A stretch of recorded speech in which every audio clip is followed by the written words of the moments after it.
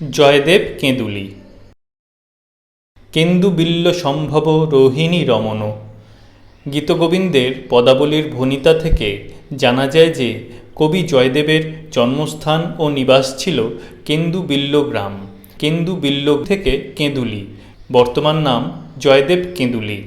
বর্ধমান বীরভূম সীমান্তে অজয় নদের তীরে কেঁদুলী গ্রাম। বহুকাল থেকে পৌষ সংক্রান্তিতে জয়দেব স্মারক মেলা হয়ে আসছে এই গ্রামে। রাজা লক্ষণ সেনের সভাকবি জয়দেব মিশ্র। সুতরাং প্রায় ৮০০ বছরের ঐতিহ্য বিজড়িত গ্রাম কেঁদুলী। ধারাবাহিক স্মারক মেলারও ইতিহাস প্রাচীনতম। এতকালের প্রাচীন মেলা শুধু বাংলাদেশে নয়, পৃথিবীতেও বিরল। প্রাচীন সাহিত্যের সঙ্গে নবীন সাহিত্যের সেতুবন্ধন হয়েছে জয়দেবের গীতগোবিন্দে। গীতগোবিন্দের পদাবলীর ভাষা সংস্কৃত, ছন্দ প্রাকৃত, কিন্তু ভাব বাংলা। ললিত লবঙ্গলতা পরিশীলন কোমল মলয় সমীরে, মধুকর নিকর করম্বিত কোকিল কুজিত কুঞ্জ কুটিরে। বসন্তরাগ জ্যোতিতাল বিশিষ্ট এই পদের কোনো টিকা বা ভাষ্য প্রয়োজন হয় না। পরিষ্কার বোঝা যায় বসন্তের আগমনে মলয় সমীরণ সুকোমল লবঙ্গলতাকে বারবার সাদরে আলিঙ্গন করছে। কুঞ্জ কুটিরে ভ্রমরের গুনগুন রব ও কোকিলের সুমধুর কুহুধ্বনি শোনা যাচ্ছে। এই সময় হরি কি করছেন? বিহরহি হরিরিহ সরস বসন্তে, নৃত্যতি যুবতী জনেন সমং সখী, বিরহী জনস্য দুরন্তে। এই মধুর সময়ে হরি কোনো ভাগ্যবতী যুবতীর সঙ্গে বিহার করছেন এবং প্রেমোৎসবে নৃত্য করছেন। বিরহী জনের কাছে বসন্ত সত্যি অতি দুরন্ত। গীতগোবিন্দের এই গীতিময় উচ্ছ্বাস, এই উচ্ছল রসতরঙ্গ পরবর্তীকালে বৈষ্ণব পদাবলীর মন্দাকিনী পেয়ে এসে আধুনিক বাংলা গীতিকাব্যের প্রাণ সঞ্চার করেছে। গীতিগোবিন্দ বাংলা গীতিকাব্যের অন্যতম প্রধান উৎস এবং গীতিকাব্যই বাংলার ও বাঙালির প্রাণের কাব্য। অজয়ের তীরে কেঁদুলী গ্রামে পা দিয়েই মনে হয় এই কথা। মনে হয় যেন বাংলার গীতিগঙ্গার উৎস সন্ধানে কেঁদুলী গ্রামে এসে পৌঁছেছি। এই সেই উৎস। অবশ্য বোঝবার উপায় নেই, বীরভূমের এক প্রান্তের একটি উপেক্ষিত গ্রাম, সমস্ত যোগাযোগ থেকে বিচ্ছিন্ন, যেমন নির্জন তেমনি নিঃস্ব। ধনৈশ্বর্যের কোনো চিহ্ন নেই কোথাও। অখ্যাত অজ্ঞাত বাংলার অসংখ্য পল্লীর মতনই কেন্দুবিল্লের শ্রী। ব্রজবাসী মহন্ত আছেন, তাঁর প্রচুর দেবোত্তর সম্পত্তি আছে, কয়েকটি মন্দির আছে, তার মধ্যে রাধা বিনোদের মন্দির একটি। এছাড়া সাধু সন্ন্যাসীদের আশ্রম আছে, আর কিছু নেই। জীর্ণ কুটির ইতস্তত বিক্ষিপ্ত। পৌষ সংক্রান্তির জয়দেব স্মারক মেলায় হঠাৎ যেন এই নগণ্য গ্রামটি কয়েকদিনের জন্য জীবন্ত হয়ে ওঠে। হাজার হাজার যাত্রীর স্রোত বইতে থাকে গ্রামে। হাজার হাজার বাউল একতারা বাজিয়ে গান গাইতে গাইতে কেঁদুলীতে এসে জমা হয় বাংলার বিভিন্ন প্রান্ত থেকে। মাথা গোঁজার কোনো স্থান নেই, কোনো আশ্রয় নেই। বিশাল বটগাছের তলাই হল সবচেয়ে বড় আশ্রয় শিবির। সাময়িক তাঁবু থাকে কিছু, আর হাজার গরু মহিষের গাড়ি। সেই গাড়ির মধ্যেই যাত্রীরা রাত্রি যাপন করে। মাঘের গোড়ায় যদি ঝড় বৃষ্টি হয়, ব্র্যাকেটে গত বছরেই হয়েছিল, ব্র্যাকেট ক্লোজড, তাহলে যাত্রীদের দুর্গতির আর সীমা থাকে না।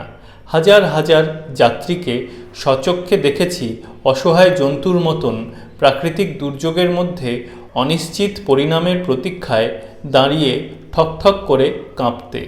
পালাবার পর্যন্ত পথ নেই। দুদিকেই, ব্র্যাকেটে বর্ধমান ও বীরভূম, ব্র্যাকেট ক্লোজড, যে কাঁচা পথ আছে তা সামান্য বৃষ্টিতে দুর্গম হয়ে ওঠে। তাছাড়া বেওয়ারিশ মরুপ্রান্তরে অসংখ্য নরনারী শিশুর জীবন বিপন্ন হয়ে ওঠে চোর ডাকাতের আতঙ্কে। কারো কোনো ভ্রুক্ষেপ নেই। বিশাল দেবোত্তর সম্পত্তির মালিক জয়দেব কেঁদুলির মহন্ত থেকে দেশের সর্দার সামন্তরা পর্যন্ত সকলেই নির্মম উদাসীন। ইদানিং দেখেছি ব্রজবাসী মহন্ত প্রায় তাঁর ঘরের দরজা বন্ধ করে বসে থাকেন এবং সরকারি পুলিশ কর্মচারী থেকে মহকুমা হাকিম, ম্যাজিস্ট্রেট কেউ এসেছেন খবর পেলে ব্র্যাকেটে উপমহন্তদের মারফত ব্র্যাকেট ক্লোজড তৎক্ষণাৎ বেরিয়ে এসে দুহাত তুলে নমস্কার করেন। তাদের পিছন পিছন হাত জোর করে মেলা দেখিয়ে ঘুরে বেড়ান এবং খানা টেবিলে সহস্তে খাদ্য পরিবেশন করে তাদের আপ্যায়ন করেন। করুন, তাতে আপত্তি নেই, কিন্তু আরও যে অসংখ্য যাত্রী ও দর্শক মেলাতে যান তাদের একেবারে মানুষ বলে গণ্য না করার কি সঙ্গত কারণ থাকতে পারে জানি না। যে সম্পত্তি মহন্তরা বংশ পরম্পরায় ভোগ করে এসেছেন তাতে কেঁদুলি গ্রাম আজ বীরভূমের শ্রেষ্ঠ বর্ধিষ্ণু গ্রামে পরিণত হওয়া উচিত ছিল।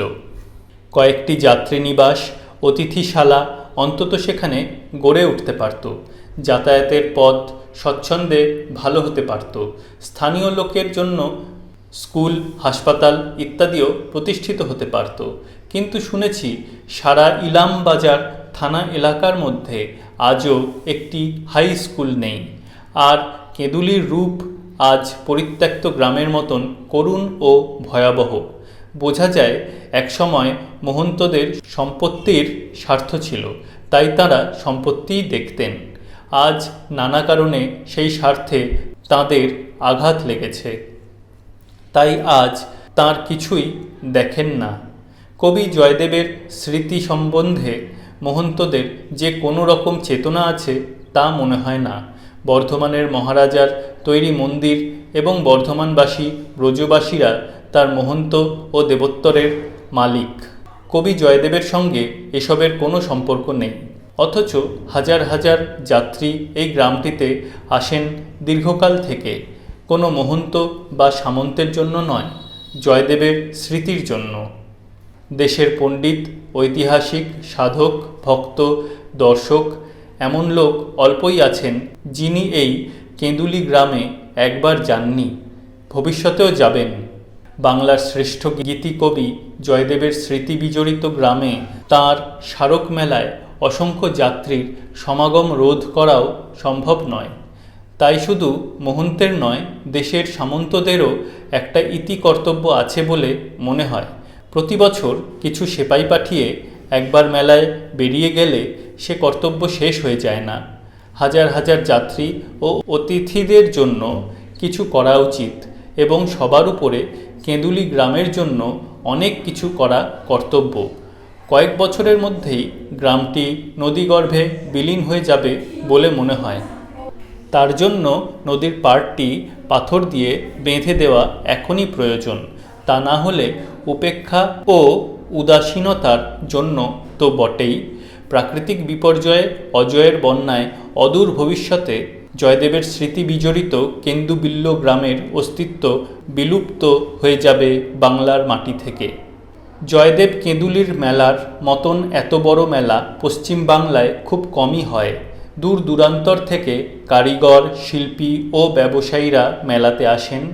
শুনেছি বর্ধমান জেলার দধিয়া বর্গীতলার শ্রী পঞ্চমীর মেলাও খুব বড় মেলা। অন্নসত্র মেলার অন্যতম বৈশিষ্ট্য। জয়দেবেরও বিভিন্ন আশ্রম ও প্রতিষ্ঠান থেকে অন্নসত্রের ব্যবস্থা করা হয়। মেলা হয় পৌষ সংক্রান্তিতে যেমন কেঁদুলিতে, অথবা মাঘ মাসে যেমন দধিয়া বর্গীতলায়।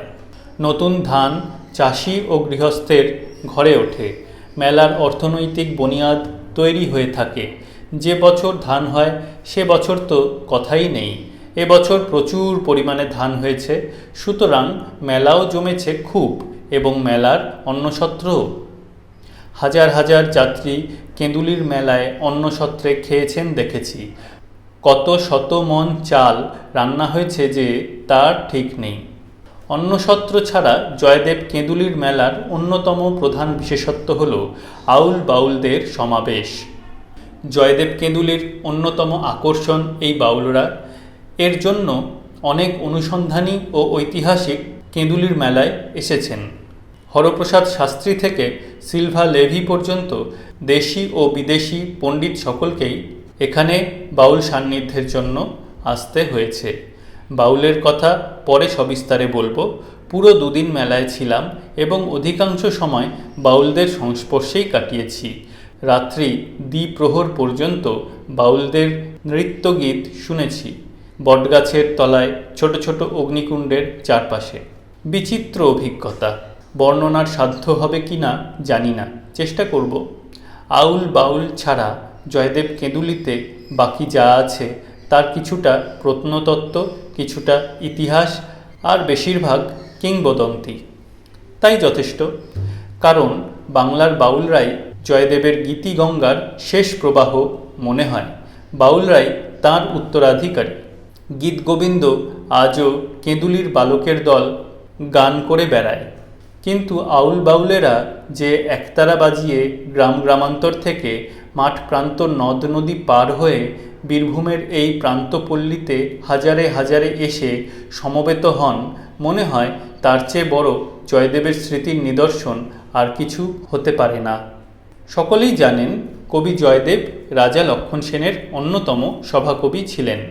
গোবর্ধনশ্চ শরণ্যে জয়দেব উমাপতি কবিরাজশ্চ রত্নানি সমিতৌ লক্ষ্মণস্য চ। গোবর্ধন আচার্য, শরণ, জয়দেব, উমাপতি ও কবিরাজ ব্র্যাকেটে ধৈ, এঁরা ছিলেন লক্ষণ সেনের রাজসভার পঞ্চরত্ন স্বরূপ। খ্রিস্টীয় দ্বাদশ শতাব্দীর কথা। শেখ শুভদয়ায় জয়দেব ও তাঁর পত্নী পদ্মাবতীর সঙ্গীত বিদ্যা পারদর্শিতার একটি মনোরম কাহিনী আছে।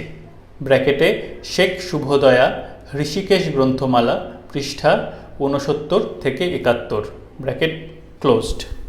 কিছুটা উদ্ধৃত করছি, যেমন তত পদ্মাবতী জয়দেবস্য ব্রাহ্মণী গান্ধারনামা ধ্বনিরুগ্দারিতা চ। তদুদ্গিরিতে সতী সমস্ত নৌকা গঙ্গায়াং যদ বিদ্যন্তে শ্রুত্তা তৎসন্নিধানং সমায়াতা চ। তত স্তাং সর্বে সভাসদাঃ পূজয়ামাস তৎক্ষণাৎ ধন্যেয়ং ব্রাহ্মণী ঈদৃশং ন দৃষ্টং ন শ্রুতমিতি দ্বয়োরপি ধন্যয়সৌ। ব্র্যাকেটে শেখ শুভদয়া 70, ব্র্যাকেট ক্লোজড। অর্থ পরিষ্কার, টিকা নিষ্প্রয়োজন। সঙ্গীত কলায় জয়দেব ও তাঁর ব্রাহ্মণী পদ্মাবতীর কীরকম পারদর্শিতা ছিল তা এই কাহিনী থেকে বোঝা যায়।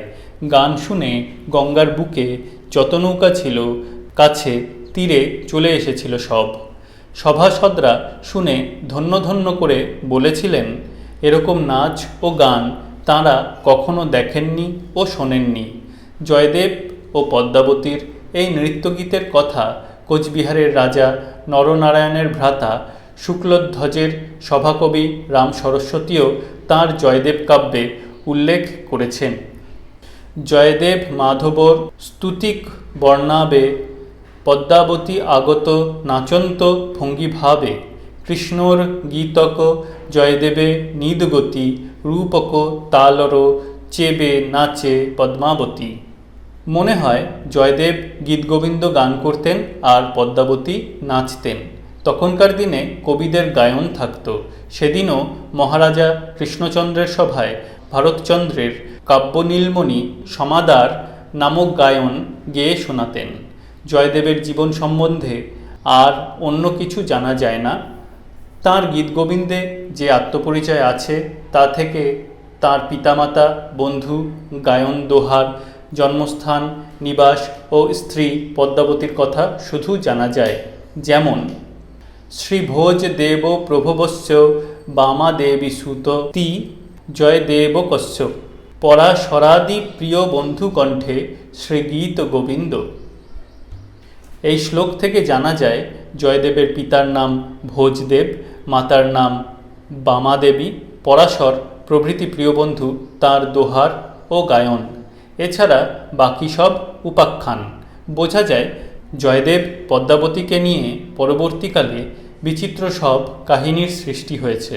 বনমালী দাসের জয়দেব চরিত্রে ব্র্যাকেটে অষ্টাদশ শতক ব্র্যাকেট ক্লোজড, কৃষ্ণদাসের ভক্তমাল ও জগন্নাথ দাসের ভক্ত চরিতামৃতে ব্র্যাকেটে অষ্টাদশ শতকের শেষে ব্র্যাকেট ক্লোজড এইসব কাহিনীর বিবরণ আছে। আধুনিককালে শ্রী অধরচাঁদ চক্রবর্তী লীলা ও নিত্যভাবে শ্রী জয়দেব পদ্মাবতী উপাখ্যান নামে এক বৃহৎ পুরাণজাতীয় কাব্য রচনা করেছেন। কাহিনীগুলির মধ্যে দেহি পদপল্লব মুদা রমেরও কাহিনীটি সবচেয়ে রোমাঞ্চকর। কাহিনীটি হল কবি জয়দেব একবার স্মরগরল খণ্ডনং মম শিরসি মণ্ডনং পর্যন্ত লিখে ভাবতে ভাবতে গঙ্গা স্নানে গিয়েছিলেন। ইত্যবসরে স্বয়ং ভগবান কবি জয়দেবের রূপ ধরে পদ্মাবতীর অতিথি হয়ে গীত গোবিন্দের পুঁথি খুলে লিখে দিয়ে যান দেহি পদপল্লব মুদারম। বোঝা যায় কাহিনীর মধ্যে ভক্তি রসাপ্লুত লোকচিত্তের কল্পনা পক্ষ বিস্তার করেছে ভক্ত কবির প্রতি শ্রদ্ধা নিবেদনে। ইতিহাসের পক্ষে এখানে নীরব থাকা ছাড়া উপায় নেই। কাহিনী যাই হোক, কেন্দু বিল্ল কেঁদুলির সঙ্গে কবি জয়দেবের স্মৃতি সত্যই আজও জীবন্ত। এই স্মৃতিটুকুই যদি ঐতিহাসিক হয় তাহলে তার চেয়ে রোমাঞ্চকর আর কিছু নেই। বাংলার গীতিকাব্যের প্রথম ও প্রধান স্রষ্টার স্মৃতি বিজড়িত গ্রাম কেঁদুলি গীতিকাব্যের গঙ্গোত্রীর সম্মান স্বচ্ছন্দে দাবি করতে পারে। জয়দেবের সিদ্ধিলাভের স্থান, পদ্মাসন, কাঙাল খ্যাপার আশ্রম ইত্যাদি ছাড়া কেঁদুলির অন্যতম দ্রষ্টব্য হল রাধা বিনোদের মন্দির। মন্দিরটি সম্বন্ধে প্রত্নতত্ত্ব বিভাগের বাৎসরিক রিপোর্টে বলা হয়েছে, The existing temple here is supposed to have been erected in the 17th century on the site of the poet's house, and apart from its historical interest is of no mean value from the architectural point of view. It is an example of the Navaratna or the nine-towered type of temple, in which one central tower is surrounded by two sets of corner towers as at two different levels.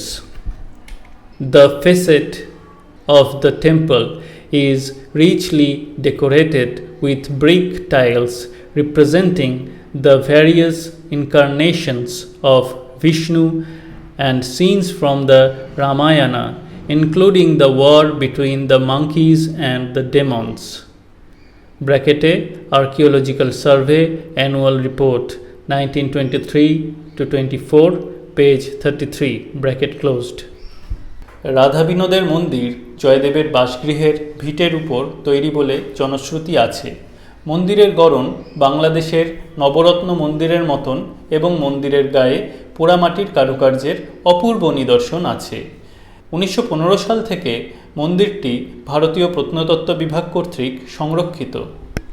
পোড়ামাটির নিদর্শনের মধ্যে বিষ্ণুর দশাবতার ছাড়া রাম রাবণের যুদ্ধের কাহিনী দৃশ্যই প্রধান। রামচন্দ্রের বানর সেনা ও রাবণের দানব সেনার মধ্যে ঘোরতর যুদ্ধের ভয়ঙ্কর দৃশ্য মন্দির গাত্রে শিল্পীরা ইঁটের উপর উৎকীর্ণ করেছেন। রাধাকৃষ্ণের কোনো কাহিনীর কোনো চিহ্ন নেই কোথাও মন্দিরের গায়ে। এইটাই আশ্চর্য। মন্দিরের গায়ে দশভুজা, মহিষমর্দিনী ও অন্যান্য দেবদেবীর মূর্তিও খোদিত আছে। জয়দেব কেঁদুলির অন্যতম দ্রষ্টব্য এই মন্দিরটি। বাংলা নবরত্ন মন্দিরের মধ্যে রাধা বিনোদের মন্দির একটি প্রাচীনতম নিদর্শন হিসাবেও তার প্রত্নতাত্ত্বিক মূল্যও যথেষ্ট আছে।